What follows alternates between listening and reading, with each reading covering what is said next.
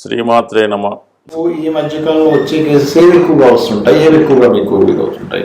అంత చేతులు ఎత్తేసిన కేసులు, సపోజ్ హెల్ప్లెస్ మా దగ్గరకు వస్తాయి. ఇప్పుడు రుమటైడ్ ఆర్థరైటిస్ ఉంటది. రుమటైడ్ ఆర్థరైటిస్ లో వాళ్ళు కార్టిజాన్ స్టెరాయిడ్స్ పెట్టుంటారు, ఇంకా వీక్ అయిపోయి కిడ్నీ ప్రాబ్లం వచ్చి వాళ్ళు వస్తారు రిఫరెన్స్ పెయిన్స్ తగ్గాలని చెప్పి. బ్యాక్ పెయిన్ లో lumbar spondylitis, disc prolapse, sciatica వాళ్ళు అట్లా నెంబర్ ఆఫ్ కేసెస్ వస్తాయి. సమస్యలకు 100% ట్రీట్మెంట్ గ్యారంటీ. 20 సంవత్సరాల ఎక్స్పీరియన్స్ కలిగిన అంతర్జాతీయ హోమియో వైద్యులు డాక్టర్ బెల్లంకొండ నాగేశ్వరరావు గారి ఆధ్వర్యంలో హోమియో ద్వారా 100% ట్రీట్మెంట్. For appointments 8121998560. మీ ఆరోగ్యం మా భరోసా. జయ గురు దత్తాత్రేయ నమ. ఈ వీడియోలో మనం ధనుస్సు రాశి వారికి శనిగ్రహ అనుగ్రహం కోసం వీళ్ళు ఏ విధంగా జీవితంలో జాగ్రత్తలు తీసుకోవాలి, అలాగే ఏ దైవాన్ని ఆరాధించాలి అన్న విషయాన్ని మనం ఈ వీడియోలో పరిశీలించే ప్రయత్నం చేద్దాం. ధనుస్సు రాశి వారికి చాలా వరకు ఈ జ్యోతిష్ శాస్త్రం మీద కానీ శాస్త్రాల మీద కానీ ఎక్కువ అవగాహన ఉండే అవకాశం ఉంటుంది. ముఖ్యంగా ఇదే రాశిలో ఉపాధ్యాయులు, న్యాయవాదులు, అలాగే ఈ పౌరోహిత్యానికి సంబంధించినది అంటే వేదానికి సంబంధించినటువంటి అన్ని రకాల వృత్తుల్లో ఈ రాశివారు ఎక్కువగా ఉండడం జరుగుతుంటుంది. ఈ ప్రస్తుతం ఉన్నటువంటి ఎండోమెంట్ డిపార్ట్మెంటు ఇటువంటి వాటిలో ఈ ధనుసు రాశి వారు ఎక్కువగా ఉంటారు. కాబట్టి వీళ్ళు మిగతా వారికన్నా ఎక్కువగా ధర్మాన్ని కాపాడే పనిలో ఉండాలంటే ఎక్కువగా ధర్మరక్షణ కోసం పాటుపడడం, నిజాయితీగా ఉండడం, వాళ్ళు సాంప్రదాయాన్ని బట్టి వాళ్ళని బట్టి ఏదో ఒక దైవాన్ని ఆరాధించడం ఖచ్చితంగా వీళ్ళు పాటించాలన్నమాట. లేదంటే వీళ్ళ మీద శనిగ్రహం యొక్క ఆగ్రహానికి తొందరగా లోనవుతూ ఉంటారు. సో అందువలన ఈ రాశివారు కంపల్సరిగా ప్రతీది కూడా ఒక క్రమశిక్షణగా, ఒక నియమబద్ధంగా ప్రతిదాన్ని కూడా భగవంతుని ఆరాధిస్తూ శాస్త్ర ప్రకారం నడుచుకుంటేనే జీవితంలో ఉన్నత స్థాయికి రాగలుగుతుంటారు. వీళ్ళ జీవితం యొక్క స్థితిలో అంటే వాళ్ళ జీవితం యొక్క గమనంలో ఏ స్థాయిలో అశ్రద్ధ చేసినా వాళ్ళ యొక్క ఇబ్బంది లేదంటే వాళ్ళ యొక్క పతనం, వాళ్ళ యొక్క ఆర్థిక స్థితిలో ఇబ్బందులు తొందరగా కలుగుతూ ఉంటాయి మిగతా వారికన్నా. అంటే వీళ్ళకి అభివృద్ధి వచ్చినా అంత తొందరగా వస్తుంది, పతనం నష్టమైనా కూడా అంత తొందరగానే రావడం జరుగుతుంటుంది. ఎక్కువ మంది ఈ రాశిలో ఉన్నటువంటి విద్యార్థులు అనుకుందాం, లేదంటే కొంత వృత్తిలో ఉన్న వాళ్ళు అనుకుందాం, పోస్ట్ పోన్ మెంటాలిటీ కలిగి ఉంటారు అన్నమాట. ప్రతి పని కూడా వాయిదా వేస్తూ ఉంటారు. తర్వాత చదువుదాం, తర్వాత చేద్దాం, తర్వాత చూద్దాం అనుకుంటూ ఉంటారు. సో అదే మెయిన్ శని యొక్క లక్షణం అన్నమాట. దాన్నే బద్ధకం అని అంటారు. ఈ వాయిదా పద్ధతి ఈ రాశి వారికి ఎక్కువగా ఉంటుంది. అంటే ఈ రాశి వారి మీద శనిగ్రహ ప్రభావం ఎక్కువగా ఉంటుంది. సో ఈ కారణం వల్ల వీళ్ళు ఎక్కువగా బద్ధకంగా ఉండడం, తొందరగా లెగకపోవడం, ప్రతి పనికి కూడా ఆలస్యంగా వెళ్తుంటారు అన్నమాట. ఒక స్కూల్కి వెళ్ళినా లేట్గా వెళ్తుంటారు, ఒక ఆఫీస్కి వెళ్ళినా లేట్గా వెళ్తుంటారు, చివరి నిమిషం దాకా వెయిట్ చేస్తుంటారు అన్నమాట. సో ఇది ముందు వీళ్ళు తగ్గించుకోగలిగితే 100% శనిగ్రహం యొక్క అనుగ్రహం పొందినట్టే.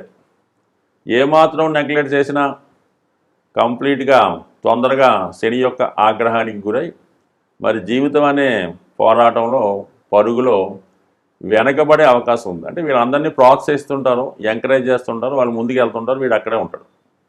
సో ఈ కారణం వల్ల ఈ రాశి వారు 100% చాలా నిజాయితీగా క్రమశిక్షణగా ఉండాలి. మరి ప్రస్తుతం ఈ రాశి వారికి శని అనుకూల స్థితిలో ఉన్నాడు, అంటే 3వ భావంలో ఉన్నాడు.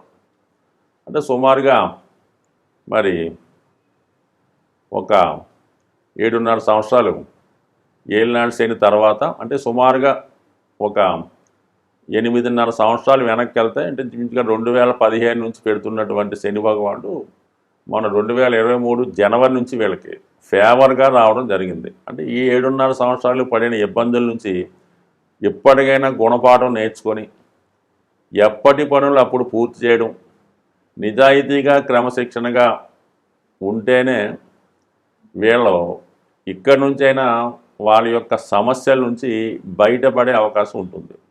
శని మారాడు జీవితం మారిపోద్దంటే ఒట్టి మాట. మిగతా రాశుల వారికి మారుతుందో నేను చెప్పలేను, కానీ ధనుస్సు రాశి వారికి మాత్రం 3వ స్థానానికి వచ్చినా ఇంకా చాలామందికి వాళ్ళ జీవితాలు ఇంకా మారకుండా అదే స్థాయిలో నడడం జరుగుతుంది. దానికి కారణం ఏంటంటే ఈ పోస్ట్ పోన్ మెంటాలిటీ, ఎప్పుడు పని అప్పుడు చేయలేకపోవడం, ఇతరుల మీద ఆధారపడడం, ఓవర్ కాన్ఫిడెన్సు, ఇవన్నీ కూడా మరి ఇంకా కూడా వీళ్ళు ఈ శని యొక్క ప్రభావం నుంచి బయటపడలేదంటే ఇంకా నిద్రమత్తు పూర్తిగా వదలలేదని అర్థం మాట. ఎప్పటికైనా వీళ్ళు కొంత బయటపడి క్రమశిక్షణతో మెలగడం, సూర్యోదయానికి ముందే లేచి సూర్య నమస్కారం చేసుకోవడం, పెద్దల్ని గౌరవించడం, వాళ్ళు ఏ వృత్తిలో ఉన్నా ఆ వృత్తిని గౌరవించడం, ఆ వృత్తిలో నిజాయితీగా ఉంటే 100% మరి ఈ రాశి వారికి ఖచ్చితమైనటువంటి అభివృద్ధి ఇక నుంచినైనా ప్రారంభం అవుతుందని ఆశిద్దాం. మరి ఈ రాశివారు మరి తొందరగా మరి శనిగ్రహ అనుగ్రహం పొందాలంటే మరి ఈ రాశి వారికి అతి సులభంగా దత్తాత్రేయుడు ఆరాధన చేసుకోవడం, అలాగే దక్షిణామూర్తి ఆరాధన, లేదు షిరిడి సాయిబాబా వారి ఆరాధన, ఇవి చేసుకోవడం వల్ల, అలాగే ప్రతిరోజు కూడా సూర్య నమస్కారం చేసుకోవడం. అంటే ఇవి కొంత నియమాలు ఖచ్చితంగా పాటించాలి. సొంత నియమాల్ని సొంత ధర్మాన్ని పాటిస్తేనే శని యొక్క అనుగ్రహాన్ని పొందుతూ ఉంటారు. అసలు సొంత నియమాలు పాటించకుండా, రోజు సూర్య నమస్కారం చేయకుండా, తండ్రి గారిని గౌరవించకుండా, పెద్దల్ని అగౌరవపరుస్తూ, నిజాయితీగా లేకుండా, వ్యసనాలకు అలవాటు పడి నువ్వు ప్రతిరోజు శివాలయంకి వెళ్ళినా ఉపయోగం లేదు, ప్రతిరోజు శనికి తైలాభిషేకం చేసినా ఉపయోగం లేదు. అందువల్ల ఏంటంటే ముందు స్వధర్మాన్ని పాటించి, అది ఎస్పెషల్లీ ధనుసు రాశి వారు స్వధర్మాన్ని పాటించి వాళ్ళు నియమబద్ధంగా ఉంటూ పెద్దల్ని గౌరవిస్తూ ఉంటే ఏ శివాలయానికి వెళ్ళక్కర్లేదు, నువ్వు ఏ శని భగవాన్ని పూజించక్కర్లేదు. ఖచ్చితంగా రోజు సూర్య నమస్కారం చేసుకోవడం, నియమంగా ఉండడం, మరి నీ సాంప్రదాయ ప్రకారం నీ నియమం ప్రకారం నువ్వు వృత్తిలో నిజాయితీగా ఉంటే 100% మరి సక్సెస్ రెడీగా ఉంది. అది అందుకోవడంలోనే ఇంకా ఈ రాశి వారు వెనకబడి ఉన్నారు. కాబట్టి తొందరగా మీ యొక్క ప్రయత్నాన్ని ఎప్పటికైనా రేపటికి వాయిదా వేయకుండా స్టార్ట్ చేయండి. అతి తొందరలో మీ యొక్క ఇబ్బందుల నుంచి సంపూర్ణంగా బయటపడతారని ఆశిస్తూ స్వస్తి. సాధారణంగా గ్రహాల యొక్క శాంతి కొరకు పంచభూతాలు అంటే మనకి గాలి, నిప్పు, నీరు, వాయువు, ఆకాశం అనే 5 తత్వాలు ఉండడం జరిగింది. దీన్నే మనం ఈ పూజాధికారులు నిర్వహించేటప్పుడు పంచోపచార పూజ అని చేయడం జరుగుతూ ఉంటుంది. సో ఇందులో ముఖ్యంగా శని భగవానుడు యొక్క అనుగ్రహం కోసం మరి శని భగవానుడు వాయుతత్వ రాశి అవ్వటం వల్ల ధూపంతో పూజించడం వల్ల, అంటే మీకు సాధారణంగా శివాలయాల్లో కానీ అమ్మవార్లకు కానీ ఈ సాంబ్రాణి ధూపం ఎక్కువగా వేస్తూ ఉంటారు. సో అది సింపుల్గా అగరబత్తీలు వెలిగించడం. చాలామంది ఏం చేస్తారంటే పూర్తిగా పూజ చేయని వాళ్ళు వారంకోసారి మామూలుగా చేస్తుంటూ ప్రతిరోజు కూడా ఉభయ సంధ్యలో ఈ అగరబత్తి వెలిగించి పూజ చేస్తూ ఉంటారు. ఇంకా ఓపిక ఉన్నవాళ్ళు సాంబ్రాణి పొగ అది గృహం అంతా వేస్తూ ఉంటారు. ఎక్కువగా అమ్మవార్లకి, శివునికి, అలాగే ఈ సాంబ్రాణి పొగ వేయటం వల్ల కనీసం ప్రతిరోజు అగరబత్తి 2 పూట్ల భగవంతుని యొక్క ఆరాధించడం వల్ల మీకు కంపల్సరిగా ఈ నవగ్రహాల్లో శని భగవానుడి యొక్క అనుగ్రహం లభించడం జరుగుతూ ఉంటుంది.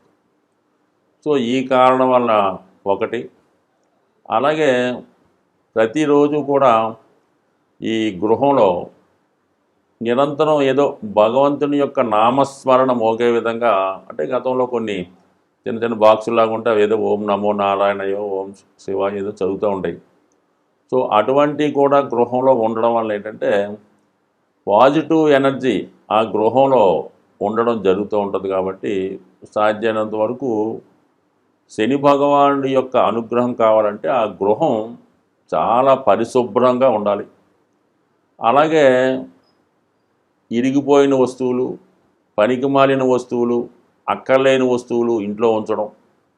అలాగే కొంతమందికి ఏంటంటే ఓ 10 జతల చెప్పులు ఉంటాయి, ఏదో కొత్తవి కొంటుంటారు, పాత ఏం చేసుకుంటారో.